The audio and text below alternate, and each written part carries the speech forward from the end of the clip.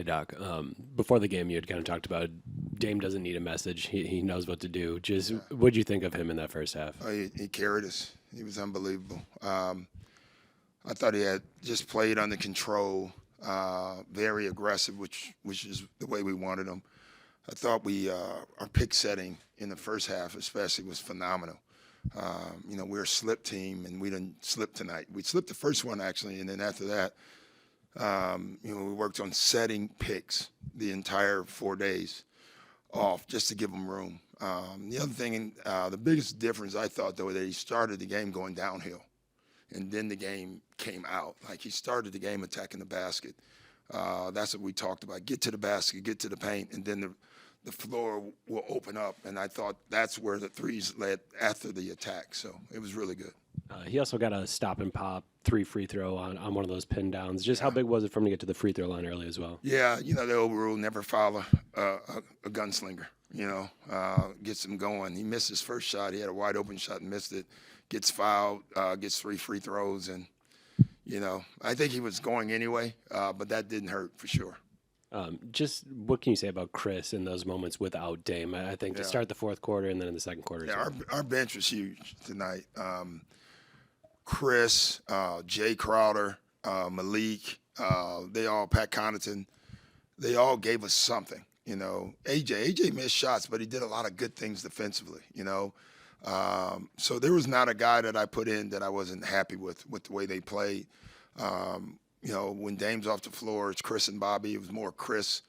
Bobby had a stretch, but Chris in the second half to me saved us in a lot of ways. Following up on that, Doc.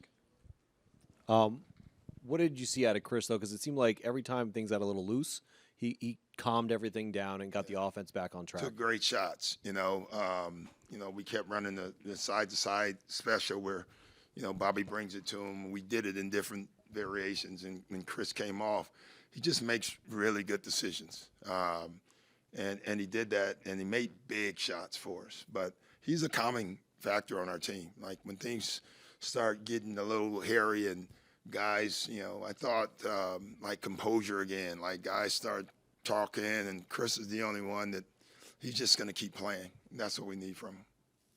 You had mentioned before the game that winning game one is the home team. Everybody kind of can breathe. But when Dame has a performance like that in general, just how does that take the pressure off the rest of the team? Yeah, whenever you have a great player and he does that, it allows everybody to kind of get into their game. But you can't expect that every night.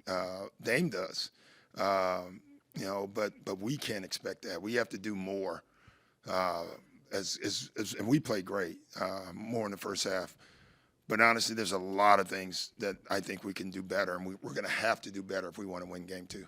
And then just defensively, you held them under 100 points, especially I feel like the bigs were really effective. And then just kind of what did you like about I thought everybody was active, followed the game plan. I thought, like, it's funny, I can see them in my head now. The 3 or 4 threes that they had is because we broke what we were supposed to do. That's a good thing because now I have proof that if you do it, they'll hurt you. They'll make adjustments, for sure. You can see some of the things that they were doing in the second half, getting Siakam in more ISOs. We're going to have to make some adjustments too. Doc, back here, you mentioned the bench, and obviously Dame goes off for a heater in that first quarter, but those first, I think, 5 minutes of the second quarter, the team kind of extends the lead. How crucial was that? That's crucial. You know that, like, if you can, when you have a guy that's had 35 points in the first half and he goes off and you extend the lead with him off the floor, that tells you everybody's playing well. Those minutes, I'm telling you, every night will be huge when he walks off the floor.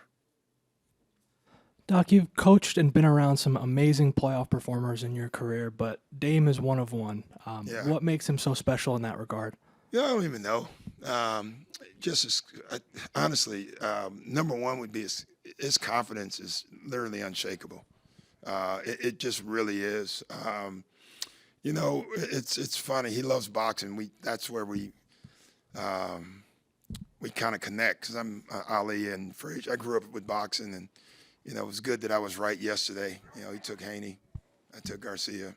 Clearly, I know more about boxing.